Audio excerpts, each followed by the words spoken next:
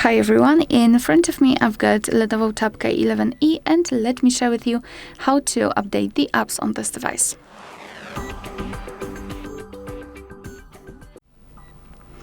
So first of all, make sure that you've got the internet connection because it is required, and I highly recommend using Wi-Fi instead of mobile data so you can avoid some charges.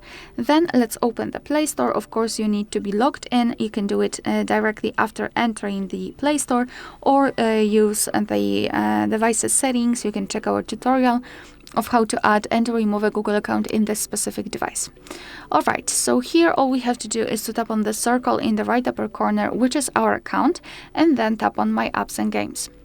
Here, let's tap on this Updates Available option. And here, it depends what you'd like to do. You can either tap on Update All and your device will download all of those updates listed here because those updates are pending and they are waiting until you will download them. Or you can find specific app and tap on Update next to it. So let me choose maybe Gmail, maybe Google, and maybe Calendar. And as you can see at the top, our device will download chosen updates and they will be successfully and automatically updated.